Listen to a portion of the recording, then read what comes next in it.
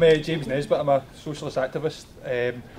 The key words left unity have come up again and again tonight. I think before we get to that, there's two more important keywords. There's probably a lot actually, but two of them are direct action, and I think that's a key lesson from what's happened in the uprisings in the Maghreb. To me, what's been almost more inspiring than the events at Tahrir that brought down Mubarak have been the events that have happened since then, when people have brought down the dictator, but they've still continued the struggle against the dictatorship, which hasn't yet fallen.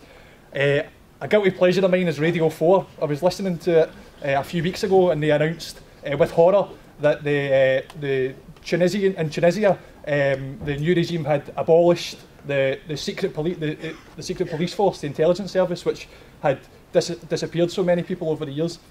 What they didn't announce was that was simply the government decree to abolish it. The force itself had been abolished a week before because the people had ran up in their buildings, had disarmed those goons and had put under arrest those who had carried out murders. That's an inspiring lesson for all of us to learn, that we don't necessarily need to wait for left unity or for a general election to carry out radical change. And to a far less significant but still inspiring another lesson that we've learned in recent months in Glasgow has been that direct action gets the goods. On this very campus of Glasgow Uni, the Hetherington Research Club, which had been used by students, had been shut down as part of the cuts package. We've reopened it.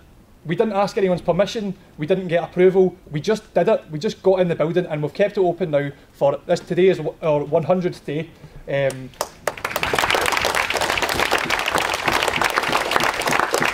sent in 100 police to clear it. They sent in 20 police cars, a helicopter. We still got back in, and the reason that we got back in there was again direct action. We escalated. We were audacious and determined, and that's an important lesson from the uprisings in the Maghreb and for us going forward here. Direct action gets the goods. My name is Muhammad Azam. I'm fundamentalist Muslim, fundamentalist. But I'm always with the poor people all over the world. With socialists or communists, whatsoever they are. People know me about this. I will draw your attention about these 3-4 books which you should read. One is A Confession of Economic Hitman by John Perkin.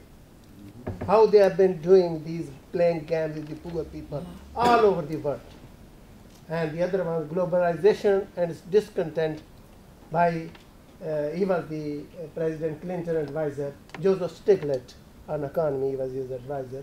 And he said, that's enough. We have been sucking the blood of poor people all over the world, and that's enough now. We are not going to.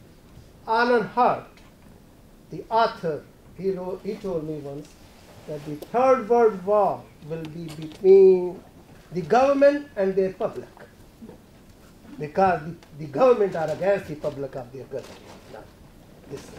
Now, if you go to any shop, and if you ask the cigarette packer, and they will ask you, which cigarette you want, all the cigarettes are same, but it's a different brand. And all the cigarette packet carries the warning that it destroys your health. Same thing, all over the world, and in this country, Labour, Lib Dem and Tory, they are all same. Until unless we unite and throw them, kick them out completely. Then I met some Afghan people in Saudi Arabia, and I asked them that how long it will take you to kick the American out from Afghanistan. They told me that it will take some time, because during the Soviet Union, when we were fighting against the Soviet Union, we lost from every household, we lost one person from all over the Afghanistan, which we can't afford now to lose the people.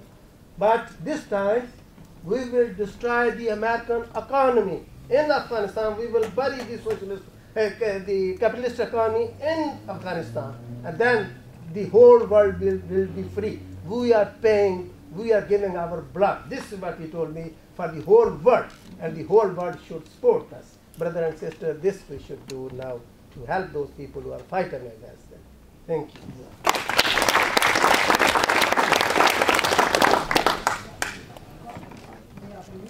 know you've been waiting. There's a lot of people who you weren't. You're the 15th. Trust me, you're not being censored. The building is supposed to close 5 minutes ago. If we can get it to us, because we will. I'll make it dead brief.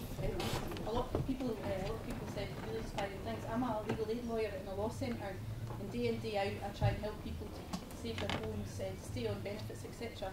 I am completely fed up. I've only been in the job 2 years, but I am so fed up with hearing stories of single parents that have to choose between feeding and clothing their kids and paying their rent, of students who have to choose between staying in at college and paying the rent, of disabled people who literally cannot get up the stairs at night, who sleep on their sofas. I'm absolutely sick and tired of it, and what makes me so angry is every morning listening to the radio I hear about such and such a bank or such and such a banker has actually made a profit. This week it was announced 50 new billionaires in the UK, right? We have to be, to pick up what the comrade at the back has said, we have to be audacious, right? We have to take the courage of what's happened in Egypt, Tunisia and elsewhere, and what's happened throughout the course of history. It's people that change history. It's not just the Egyptian revolution. If we look back at history, ordinary people have proven time and time again that we can change things. We need to start having demands, right? There's 700,000 empty homes in the United Kingdom, right? Britain's one of the richest countries in this world. I am fed up with seeing people being evicted for hundreds of pounds, even thousands of pounds of debt. The bankers didn't have to pay their debt. Why on earth should we? We have to say no to the payment of debt in terms of the community centres and stuff. Why is it that it's all right in this country to close down community centres, to close down schools? The Equality and Human Rights Commission could probably speak, about the legal obligations that this country has. When we talk about human rights, invading Afghanistan and Iraq in the name of human rights, let's take a look at what we are doing. We should be demanding not no community centres. We should ask for 100 more. Women should be able to go to work and send their children to free childcare. They shouldn't have to pay the extortionate amounts that they do.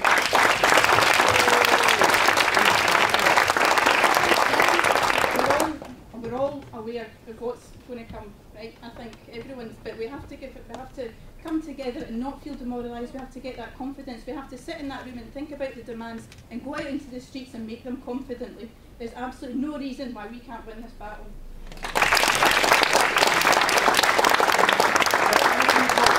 A couple of contributions that people keep them to a minute for himself and yourself, right?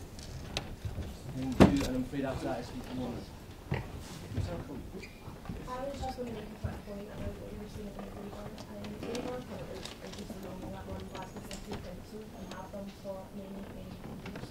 And between them and what you also said that the SNP not making cuts in a few years, the SNP already started making cuts. I'm a teacher, I'm a temporary teacher, and my union was overwhelming a few weeks ago to basically totally pseudo everything to the teachers in Scotland. Temporary teachers are now going to be paid a hell of a lot less than permanent teachers. The exact same job, and our union completely and utterly sold us out on that. And Labour have done it, and the SNP have done it. So we really need to get the message out there that the SNP are not an alternative to Labour, they're just a different Labour with a slightly different, short-lived and patriotism message.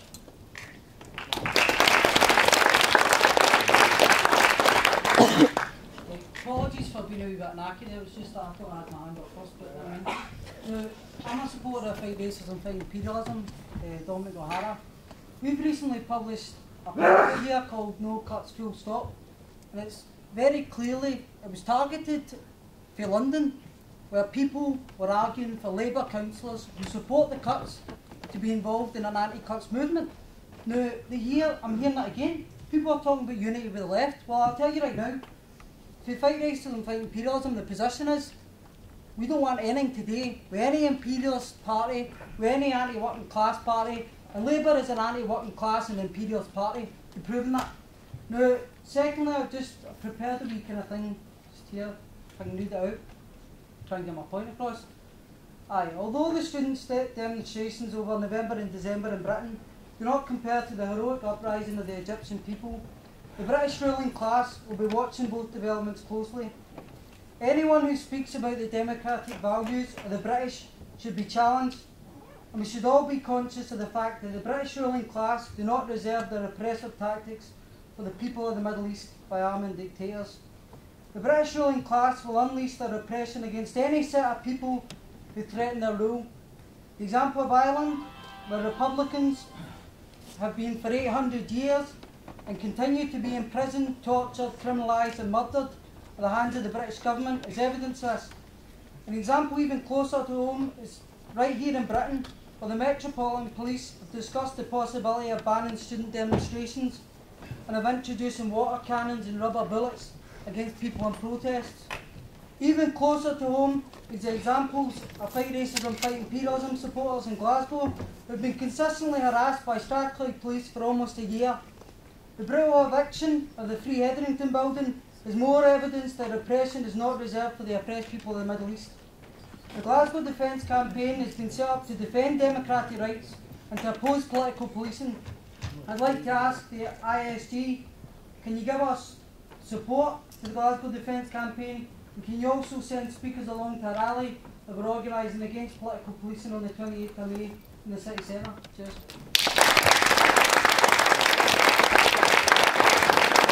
I've only got time for one more speaker, so apologies to all the people who didn't get to speak. Yeah, I'm conscious of the time. David Jameson, I'm in the ISG. The first point I want to make is that it's often said, and absolutely true, the cuts are ideological, but they're actually more than that. They're about the condition of late capitalism. They're about the fact that the state can only do one of two roles. It can provide us with a welfare state, or it can bail out the banks. The Tories know that if there's another crisis, they'll have to bail out the banks again. They'll have to bail out capitalist industry. So they're completely unwilling to provide us with the kind of provisions that we absolutely need, like for things like the Accord Centre. That's the first point I want to make. The second point is the revolutions in the Middle East are also the story of the long-term decline of American imperialism. And I think we have to say that, you know, America would have intervened earlier had this been 20 years ago. America is trying to intervene in Libya, but it's kind of tiptoeing in and out. It doesn't really know what to do because it's unsure of its position. It's losing in Afghanistan. It's lost in Iraq. But the American empire is not just going to fade away quietly into the night. And that's something we have to bear in mind here in Glasgow as well. Sooner or later, they will hit back somewhere in the Arab revolutions with determined force. They're not just going to slowly fade away. And we have to be prepared for that situation just as much as we're prepared to fight the cuts.